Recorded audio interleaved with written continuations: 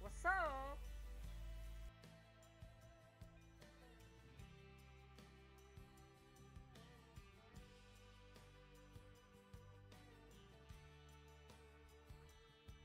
Isabelle Adjani is one of France's most celebrated and enigmatic actresses, known for her intense performances, ethereal beauty, and a career marked by bold artistic choices. Born on June 27, 1955, in Paris to a French-German mother and Algerian Kabyle father, Adjani began acting at a young age and quickly rose to prominence. Early career and breakthrough. Adjani's breakthrough came with the Comédie Française, where she was the youngest ever member. But her international fame was solidified with the film The Story of Adele H. 1975, directed by François Truffaut. For her haunting portrayal of Victor Hugo's daughter, she received an Academy Award nomination, an extraordinary feat for a performance delivered entirely in French. Range and recognition. Adjani is renowned for her emotionally raw and physically demanding roles. She has won the César Award for Best Actress 5 times, a record for films like Possession, 1981, Camille Claudel, 1988, Queen Margot, 1994, La Journée de la Jupe, 2009, and Skirt Day. Her performance in Possession, in particular, became iconic for its unhinged intensity and psychological depth, earning cult status among film enthusiasts. Personal mystique. Known for her reclusive and private lifestyle, Adjani often lets her work speak for itself. She has also been outspoken about issues affecting women and racial minorities in France, lending her voice to various causes over the years. Legacy. Adjani remains a symbol of French cinema's power and mystery. With her piercing gaze and transformative acting, she has maintained both critical acclaim and cultural relevance across decades. Whether portraying tragic heroines, queens, or contemporary women on the edge, Isabelle Adjani has carved out a legacy of fierce artistry and fearless vulnerability. The actress as chameleon. Adjani is often described as a chameleon for her ability to completely disappear into her characters. She doesn't just play a role, she embodies it. Whether it's the tormented poet Camille Claudel or the paranoid double wife in Possession, her performances feel lived in, visceral, and often emotionally exhausting to watch, in the best way. Her dedication to emotional realism sometimes pushed her to the edge of physical and psychological endurance. For Possession, she famously said it took her years to recover from the mental toll of the performance. The subway scene from that film remains one of cinema's most unsettling moments, a surreal explosion of trauma, pain, and transformation. Small diamond. Selective, not prolific. Adjani is known for being extremely selective with her roles. She could have pursued a full Hollywood career, especially after her Oscar nomination in her early 20s, but she chose instead to remain rooted in French and European cinema. That choice allowed her to maintain creative control and artistic integrity, even if it meant working less frequently. When she does appear, it's usually in a role that's rich, complex, and unconventional. She doesn't do mainstream fluff. Every Adjani film feels like an event. Small diamond. Beauty and burden. With her striking features, pale skin, ice blue eyes, and a timeless elegance, Adjani became a fashion and beauty icon in the 70s and 80s. But she was also acutely aware of how her beauty was often fetishized or misunderstood. She once said, "Beauty is not a passport to happiness." She consistently pushed back against being reduced to just a beautiful face, opting instead for roles that dealt with madness, obsession, political conflict, and historical trauma. Her career has been a statement against typecasting. Small diamond. Off-screen enigma. Adjani's personal life has long fascinated the public, but she remains intensely private. She's had high-profile relationships with Daniel Day-Lewis, Jean-Michel Jarre, and Bruno Nuiten, the director of Camille Claudel. with whom she has a son, but she's rarely let her private life overshadow her work. She's also a rare public intellectual in France, occasionally stepping into political and social debates, especially on topics like racism, women's rights, and the treatment of artists in the media. Small diamond cultural influence. Adjani's impact goes beyond film. She's inspired countless artists, designers, and musicians. She even ventured into music herself, most notably collaborating with Serge Gainsbourg on the sultry, moody album Pull Marine in 1983. Today, she remains a kind of cinematic ghost. Still present, still revered, but as elusive as ever. Even in recent years, her performances in Carole Mathieu and Sisters show that she hasn't lost an ounce of power.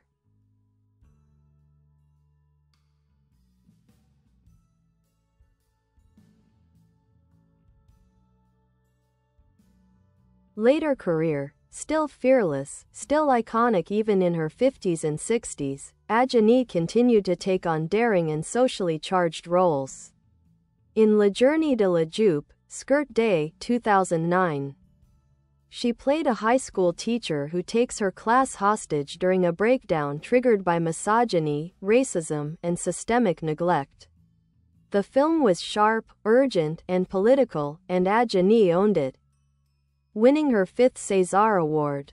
She's also appeared in Carole Mathieu, 2016, where she plays a workplace doctor confronting toxic corporate culture. Sisters, 2020, a drama about 3 sisters dealing with trauma and exile linked to the Algerian War. Peter von Kant, 2022, in a supporting role, showing her flair for theatrical, stylized cinema. What's striking is that she doesn't seem to chase relevancy, yet remains relevant. She's not trying to stay in the spotlight. It's like the spotlight follows her when she chooses to step into it. Small diamond. Adjani and French identity. Her mixed Algerian and German heritage has always set her apart in France, a country that often struggles with questions of race, identity, and assimilation. Adjani has spoken out about the racism and xenophobia she's faced throughout her life. She's also lent her voice to causes supporting immigrants, women, and victims of violence.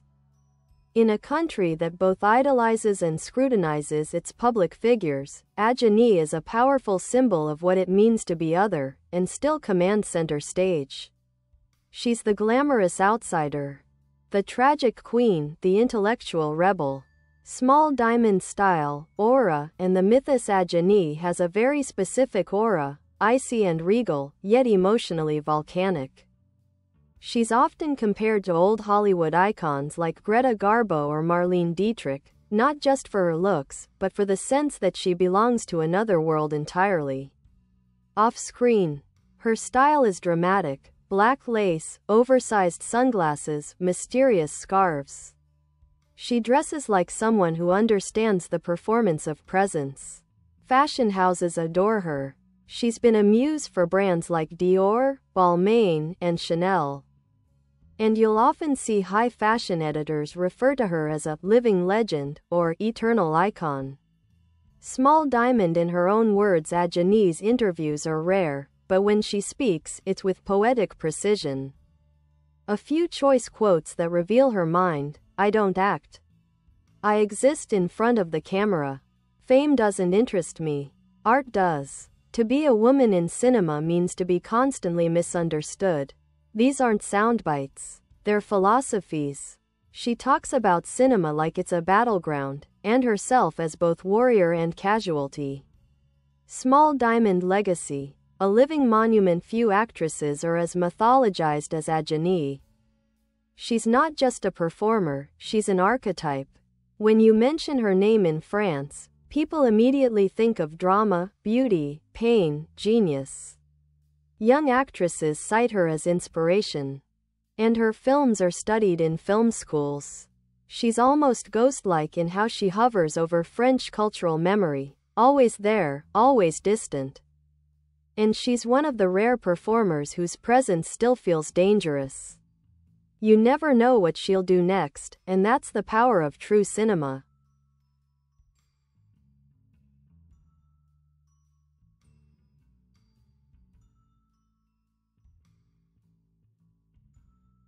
Defining roles, The Women on the Edge. Adjani has a gift for portraying characters who are teetering on the edge of sanity, society, or identity. These aren't your average, strong female leads, they're fractured, passionate, larger-than-life women in crisis. Here's a deeper look at her most defining roles. Small Diamond Possession, 1981. Anna. This one is cult cinema royalty. Directed by Andrei Zulovsky, the film is a fever dream of marriage collapse, Cold War paranoia, and literal body horror. Adjani's subway scene, where she screams, convulses, and miscarriages some kind of demonic essence, is legendary. Its performance as exorcism. Movie camera. That scene, it wasn't acting. It was like something primal took over, she once said. Small Diamond. Camille Claudel, 1988. Camille, a searing portrayal of the sculptor and muse to Rodin. This film is a feminist epic. Adjani not only starred in it, she also produced it, a rare move that showed her creative control. Camille's descent into madness and institutionalization is heartbreaking and filled with rage at the patriarchy and erasure of women artists. Small Diamond. Queen Margot, 1994. Marguerite de Valois. This is French historical drama at its most operatic. Adjani plays the queen in a whirlwind of blood, lust, and betrayal during the Saint Bartholomew's Day massacre. Her presence is intense, regal, and unflinchingly sensual. This film cemented her status as French cinematic royalty. Clapperboard. Her relationship with directors, muses and minefields. Adjani has worked with auteurs known for their intensity, and the results have sometimes been beautiful, sometimes bruising. François Truffaut, the story of Adele H., adored her talent but admitted she was untouchable. Bruno Nuiten, her ex-partner, directed Camille Claudel, a film so intimate it felt like a psychological collaboration. Zulovsky pushed her to extremes in Possession. Ismail Farouki, Jean-Paul Lilienfeld, and José Dayan in her later career saw her as both legend and instrument. She's not a passive muse, she challenges directors. She sets terms. And that's rare in a world where actresses are often expected to conform. Face mask symbolism in French cinema. Adjani represents something very specific in France. The woman as enigma, as volcano. As victim and prophet, she's the ultimate tragedienne, but she's also a political figure by simply existing in her full, unfiltered complexity, especially as a woman of mixed descent in a country obsessed with Frenchness. In a landscape of realism and restraint, she's unapologetically operatic. That contrast made her both adored and controversial. Mantelpiece. Clock Time, Transformation and the Refusal to Fade. Adjani is not a former star. She never retired, she just moves differently. In a world that demands women stay young, she's refused to disappear or surrender her mystique. She's played with her image over time, sometimes elusive, sometimes confrontational, but always on her terms. Whether through silence, transformation, or rare appearances, she's built a living myth. In recent years, she's spoken about ageism and how actresses over 50 are either erased or mocked. She pushes back by continuing to take lead roles, and doing so with gravitas, not desperation. Black Heart Bonus. The music side. Don't sleep on her musical project Pull Marine, 1983, with Serge Gainsbourg. The title track's video, directed by Luc Besson, is pure dreamscape, watery, symbolic, and filled with longing. The whole album is like a synth-soaked whisper from another dimension. Musical notes, Je t'aime, moi non plus, but through the lens of a drowning siren.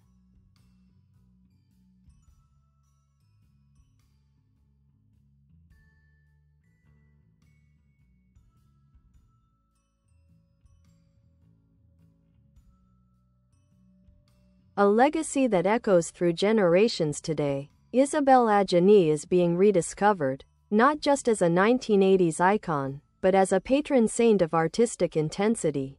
Gen Z cinephiles, TikTok aesthetes, and fashion archivists are falling hard for her. That possession subway scene circulates like a sacred rite on film accounts. Her vintage photos, icy stare, crimson lips, sculptural cheekbones, are reposted with captions like, "This is how you do mystery." Even her 1983 synth-pop album Pull Marine is back in rotation on niche playlists. Young creators see in Adjani something modern actresses are often denied: rage, elegance, madness, and control, without apology. She's the anti-starlet, and that makes her eternal. Rolled Up newspaper Adjani versus the French press. A long, fractured war. Adjani's relationship with the media has always been intense, bordering on toxic. While the French press built her image, they also tried to own it. And she resisted. She's been accused of being difficult, demanding, cold, but often those were just synonyms for unwilling to play the game. She refused to give the press what they wanted: confession, surrender, access. She never traded in scandal or vulnerability for headlines. Fountain pen in her words, "I've lived my life like a secret, and I want to keep it that way." And when she did speak out, like in rare interviews where she called out sexism, racism, or industry hypocrisy, it was with surgical clarity. She doesn't rant. She dissects. Candle ghost in the frame. Adjani's haunting presence. Here's the thing. Even when she's not on screen, her presence is felt. Watch a modern French film with a tormented female lead and you'll see echoes of Adjani's style. Not just in performance, but in cinematic language, the way a camera lingers, how silence is used, how faces are framed like paintings. She taught directors how to shoot madness as beauty and beauty as danger. Her absence from mainstream media only feeds the myth. She appears rarely, like a phantom, at Cannes, at a Dior show, in a strange art film or charity concert. And every time, it's a cultural moment.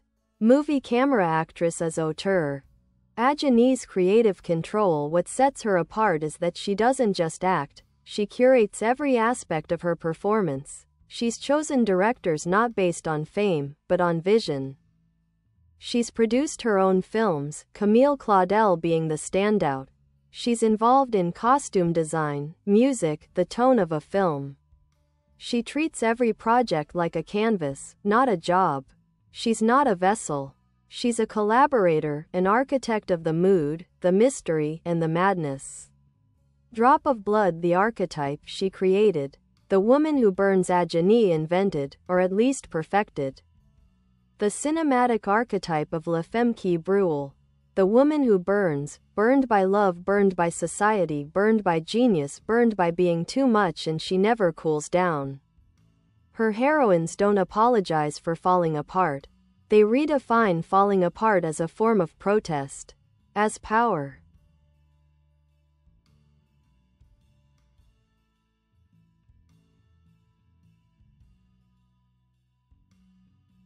The double life, identity, exile, and belonging. Adjani's entire life and career are a masterclass in duality. French but Algerian, adored but feared, present but absent, immortalized yet elusive.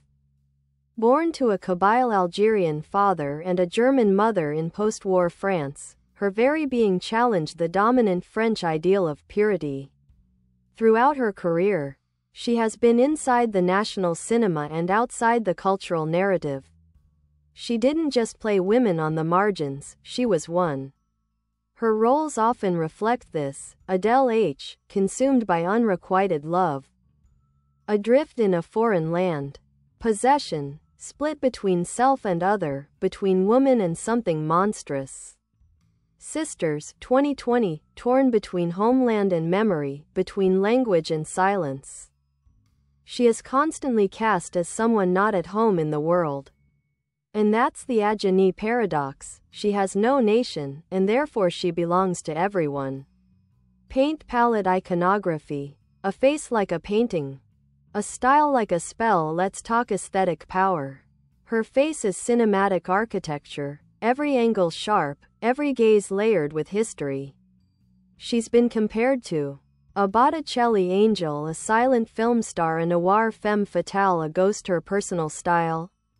Iconic. Even off-screen, she exudes curated mystery. Think oversized black sunglasses, velvet gloves, dramatic coats, gothic undertones, that deep blood red lip. It's never fashionable. It's timeless. Theatrical, like a character that stepped out of a lost Godard film and into the shadows of Paris. And don't forget her voice, soft, low, and slightly detached. Like she's speaking from underwater or a dream. It's not just how she looks. It's how she haunts. Black heart kindred spirits. Ajani and the other great women of cinema. She's part of a sacred lineage. Women in cinema who burn quietly and intensely. Maria Schneider, similarly elusive. Similarly consumed by her roles. Last Tango in Paris. Liv Ullmann, emotionally raw, especially in Bergman's chamber dramas. Jenna Rollins, especially in Cassavetes, A Woman Under the Influence, which could be Ajani's American cousin. Charlotte Rampling, Jean Moreau, Catherine Deneuve, but Ajani always stood apart. More fragile, more untamed. Ajani doesn't represent female strength. She represents female pain as rebellion, which is even more radical. Cyclone. She is the contradiction, and here's what really makes her magnetic. Isabelle Adjani is the embodiment of contradiction. She's shy, but explosive. Withdrawn, but theatrical. Hyper-feminine, but never ornamental. Beautiful, but never passive. Famous, but almost mythological in her distance. She resists interpretation while demanding it. Watching her feels like trying to solve a riddle you'll never quite answer. And that's why people keep watching. Clapperboard. Where do we go from here? You want more? Here are a few next-level directions we can take. Magnifying glass. Ajani in stills. I can break down a visual analysis of her most iconic film frames. Open book. Ajani quotes as poetry. We could build a collection of her most beautiful, strange, or revealing lines on life, art, fame, love. Brain. Psychological map of her roles, a profile of the inner world of her most broken, brilliant characters. Writing hand. If Ajani were a novel, I can write you the first page of a fictional biography, like if she were a mythic literary character.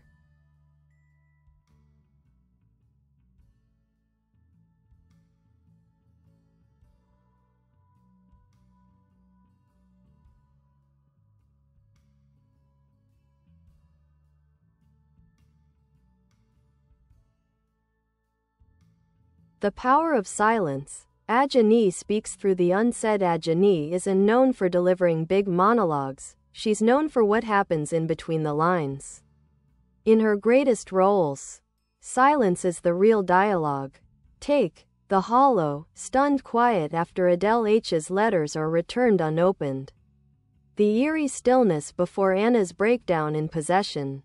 The stifled breath of Camille Claudel as she watches her sculptures be dismissed by Rodin's circle. She uses silence like a weapon. Or a wound. Her body language is its own language. The twitch of a hand, the deadness of her gaze, the sudden eruption of movement. In an industry obsessed with talking heads, she reminds us, cinema is what happens in the pause. The alchemy of her acting. Watching Ajani is like watching someone channel something else entirely. You don't feel like she's playing a character, you feel like she's becoming something that never had a name before. She acts with her entire nervous system. There's no distance, no filter. That's why her performances don't feel rehearsed, they feel dangerous. Her approach is often described as possessed, but it's not just energy, it's transformation. You watch her eyes and you think, that's not Isabelle anymore. That's someone, or something, else. It's not technique, it's alchemy. World Map Ajani as emotional cartographer. Every role she takes is an expedition into extreme psychological states: obsession, abandonment, delusion, grief, hunger, not for food, but for love, for recognition, for God. She maps emotions few actors even approach. Some actresses portray sadness. Ajani portrays the structure of collapse. She doesn't cry beautifully. She shatters. She doesn't go mad with glamour. She unravels organically, like a woman forgetting the shape of her own skin. She doesn't ask to be liked. She dares you to witness her. She makes visible what's usually invisible, the internal bleeding of the soul. TV. The anti-celebrity. A career built on refusal. Ajani has been called reclusive, mysterious, even difficult. But what she really is. Bye bye. Thanks for watching. Bye bye.